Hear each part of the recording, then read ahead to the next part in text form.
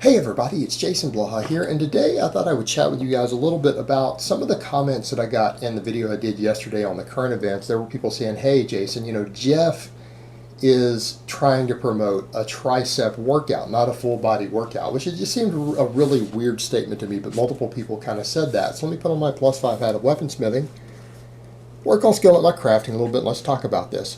Well, first of all, the exercises that I listed as far as being good tricep builders and other things in that discussion could be done on workouts that aren't full body 3-day-a-week type programs. And in other words, people don't seem to understand you can do overhead pressing with a barbell and weighted pull-ups on separate days. It can actually physically be done. I know some of that might sound a little absurd to people, but you can actually do a movement pattern split and still do big exercises. Some people that might be some difficult for some people to grasp, but you can do that on different sorts of split. You can actually do weighted pull-ups on routines that are not full body 3-day-a-week routines. You can do standing overhead presses on movement pattern split still, right? Now, some people might want to avoid those things because they get scared of working muscles that aren't the muscles involved in their bro split day. But here's the thing. Jeff came in and promoted this sort of stuff that was really just a bro split type training when he has very clearly articulated, even in the last review I did of a video of his, that bro splits are not a good idea, that they're stupid. And then essentially he comes up and puts out a bro split day, and then people are saying, well, he was just giving people a tricep workout. I mean, and the ludicrousness of that when we think about it from several levels. Number one, talking about training like an athlete.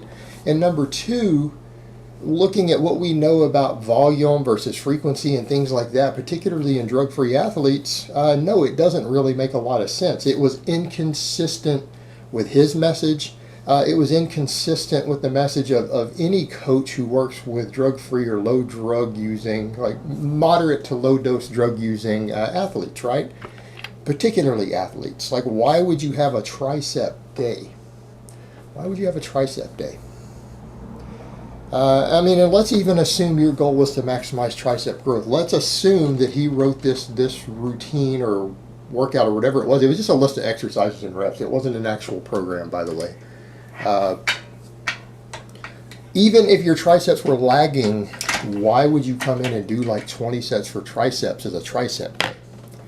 In other words, when we start looking at some of the best data that's out there, I mean, look at some of the stuff you even saw Dr. Mike Israetel, who is a very high volume guy. He promotes high volume for hypertrophy, big time. That he even put up on his social media the other day that it's probably unwise for most lifters to do more than about 10 work sets in any given session for a muscle group, right? Any more than about 10. Well, it looked like Jeff was talking about doing up to 4 sets of 5 different exercises. That's like 20 sets for triceps, a little bitty small muscle. I mean, what you'll see most of the experts say is that if you start needing to exceed 10 sets a week, and most of them will say you probably do need to exceed 10 sets a week for maximum growth, right? For maximum muscle growth, if you're trying to squeeze out every last drop of muscle growth in a specific muscle, you probably do need more than 10 sets a week. But more than about 10 sets in one training session, you start to basically be doing junk volume. Just like you'll hear endurance athletes and coaches talk about junk miles for runners, you can run into junk volume for hypertrophy.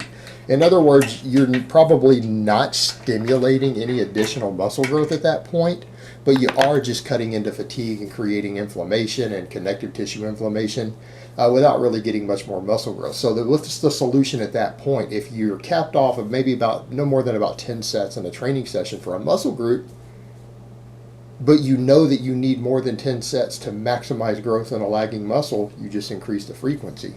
In other words, some guys like him would say up to 30 sets. 30 sets is actually reasonable for a lagging muscle group. And that's from kind of a bodybuilding or physique perspective, because some of these experts do coach people in those areas.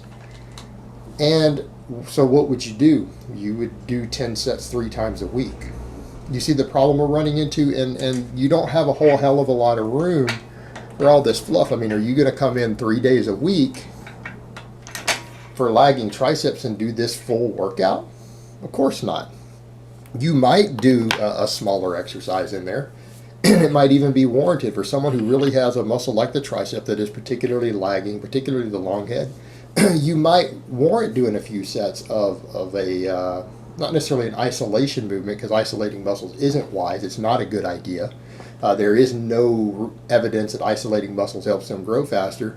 But let's say you wanted to get extension of the shoulder so that you can get more of the long head. Yeah, you might come in and do a smaller compound movement like a tricep extension with some shoulder movement involved, right? You might do something like that, but you would still probably have your bread and butter be pressing, weighted dips, things like that, right? Closed grip bench press, strict standing press, the push press, the weighted dip. That would probably be your bread and butter. That would probably be your first 6 to 7 sets. And then you might tack on the other at the end. But we could go so far as to say that any system where you're trying to maximize muscle growth, you're probably hitting that muscle 3 days a week. Maybe not as in an isolated type manner, but and it doesn't matter whether you're talking full body 3 days a week or a push-pull 6 days a week, or even some of these silly push-pull legs or whatever people want to do 6 days a week.